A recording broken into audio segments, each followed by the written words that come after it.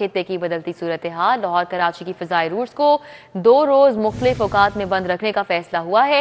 खित्ते की सूरत हाल के पेश नज़र पाकिस्तान की फ़िज़ाई हदूद की कड़ी निगरानी भी की जा रही है।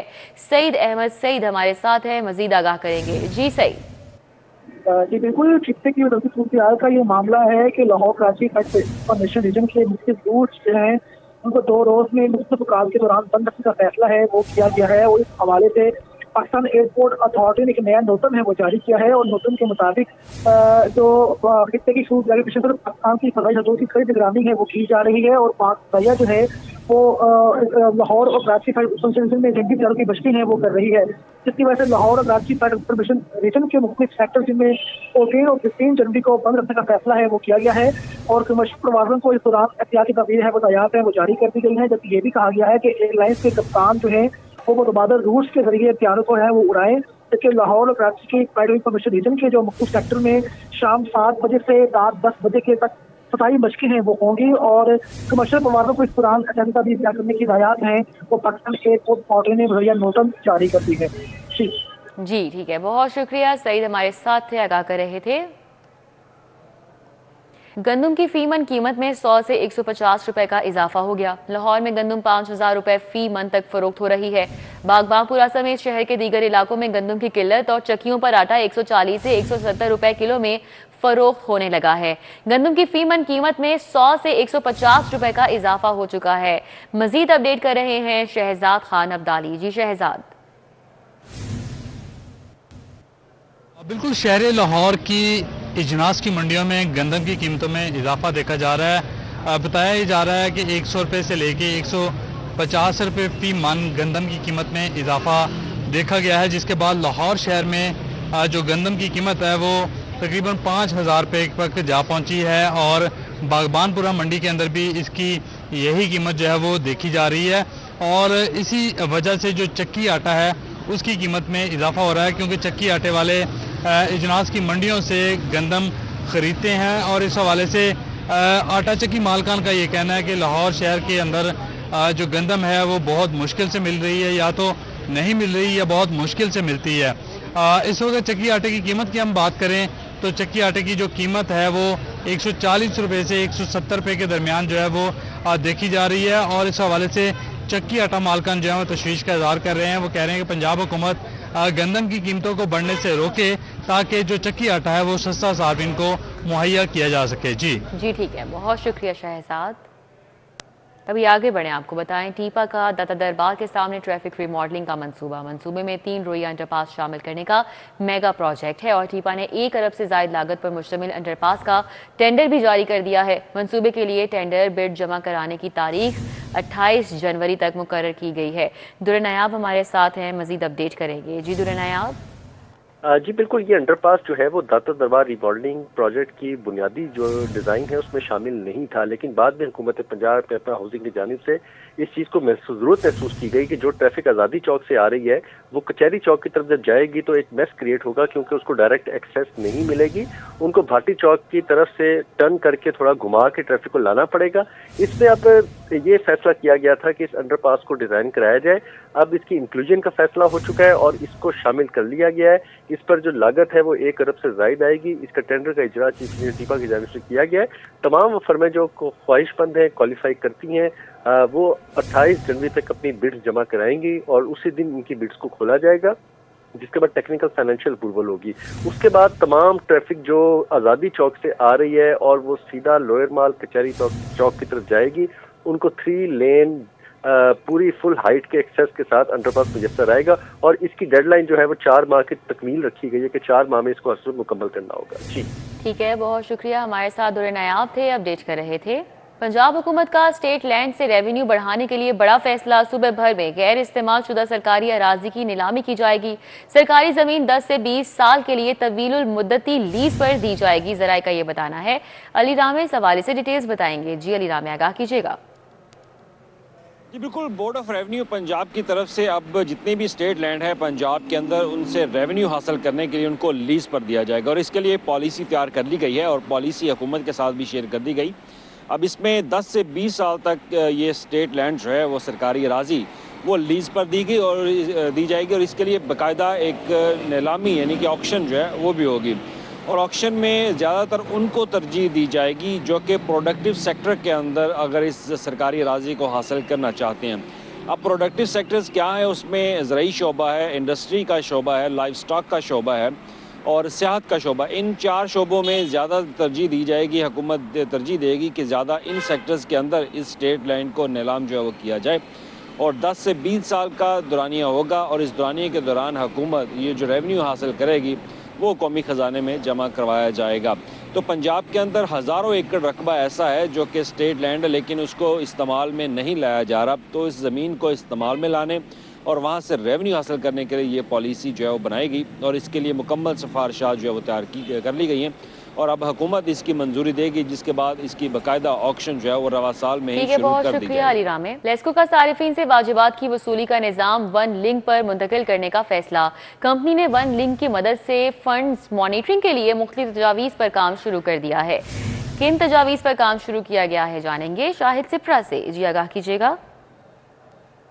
लाहौर इलेक्ट्रिक सप्लाई कंपनी की जानिब से सार्फिन की जानिब से जमा होने वाले बिजली के बिलों के निज़ाम को वन लिंक पर मुंतकिल करने का फैसला किया गया है। ज़रा ने बताया है कि मुख्तलिफ बैंक्स में इस तरह की तजावीज़ पेश की जा रही हैं कि जैसे ही सार्फिन की जानिब से बिल जमा करवाया जाए तो वो लेस्को के अकाउंट में फौरी तौर पर मुंतकिल हो जाए, जिससे ना सिर्फ रिकवरी की शरह को मोनीटर किया जा सकेगा बल्कि इसके साथ साथ ये आसानी हो सकेगी कि किस इलाके में या किस दफ्तर से सार्फिन की जानिब से बिल जमा करवाए जा रहे हैं।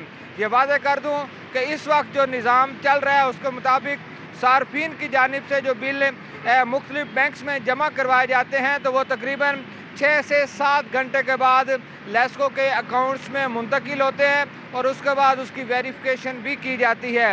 वन लिंक के ज़रिए इस तरह का निज़ाम राइज करने का फैसला किया जा रहा है कि जैसे ही सारी बिल जमा करवाएगा तो फ़ौरन वो लेस्को के अकाउंट्स में रकम आ जाएगी, जिससे रिकवरी भी मॉनिटर हो सकेगी और साथ में सार्फिन की जानिब से जमा होने वाली जो बिल्स हैं उनकी शरह का भी फैसला किया जा सकेगा। ठीक है, बहुत शुक्रिया शाहिद सिप्रा। पंजाब ट्रांसपोर्ट कंपनी का जदीद command and control centre fall हो चुका है। पाकिस्तान अपनी नौयत का पहला ट्रांसपोर्ट कमांड सेंटर कायम।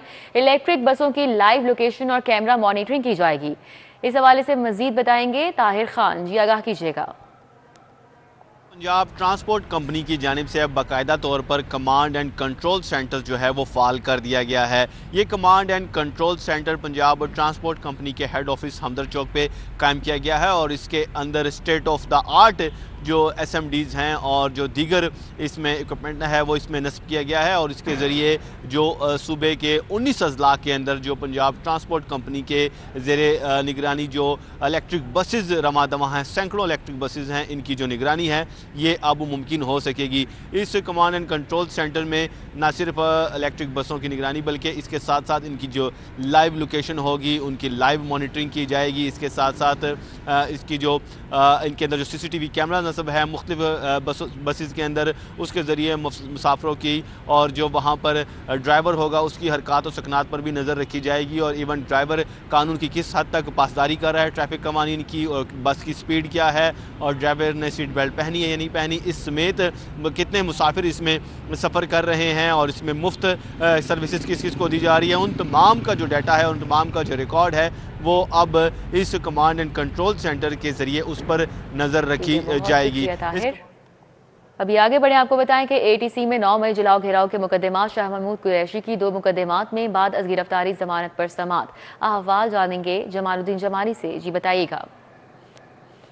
बिल्कुल, PTI के वाइस चेयरमैन शाह महमूद कुरैशी की 9 मई के 2 मुकदमात के अंदर जमानत की दरखास्तों पर आज समात हुई। प्रोसिक्यूशन ने मुकदमात का रिकॉर्ड पेश करने के लिए मोहलत तलब की, जिस पर अदालत ने जमानतों पर कार्रवाई 19 जनवरी तक मुलतवी कर दी है। शाह महमूद कुरैशी ने जेल से अपने वकील की वसात से जमानत की दरखास्तें दायर कर रखी हैं। एक मुगलपुरा में पुलिस की गाड़ियाँ जलाने का मुकदमा है, एक जिना हाउस के करीब पुलिस की गाड़ियां जलाने से मुतल्लक केस है। शाह महमूद कुरैशी 9 मई के 4 मुकदमात में बरी हो चुके हैं। उनके वकील का कहना है कि उनका चूँकि मुकदमात के फैसलों में कहा गया है कि वो 9 मई के हवाले से इल्ज़ामात उन पर साबित नहीं हुए, तो उनकी ज़मानत मंजूर होने का इम्कान है। अलबत्ता प्रोसिक्यूशन मामले को लटका रही है और मुकदमात का रिकॉर्ड पेश नहीं कर रही। इंसदाद दहशतगर्दी अदालत के जज मंजर अली गिल ने प्रोसिक्यूशन से और पुलिस से मुकदमात का रिकॉर्ड तलब किया है, जबकि डॉक्टर यास्मीन राशिद और साबिक गवर्नर उमर सरफराज चीमा की ज़मानत की दरखास्तों पर भी आज समाअत हुई।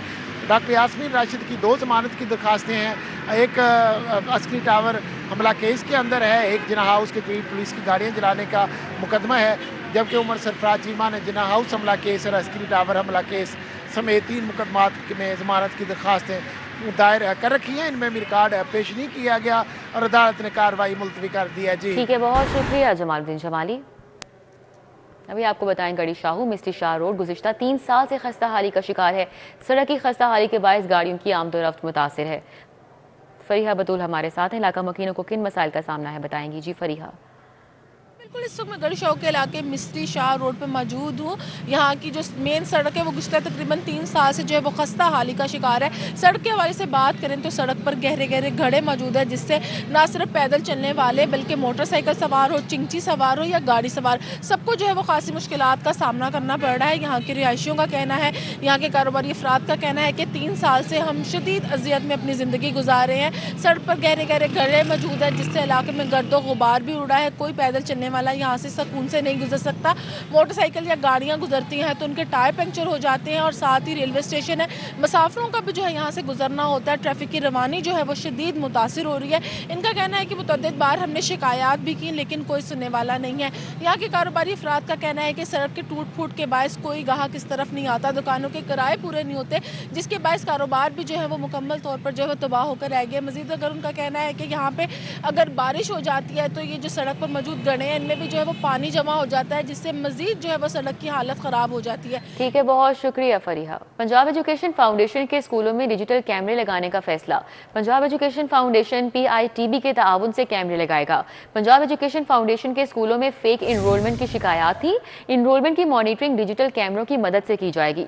रवां साल डिजिटल कैमरों की तनसीब का आगाज किया जाएगा, MDPEF का ये बताना है।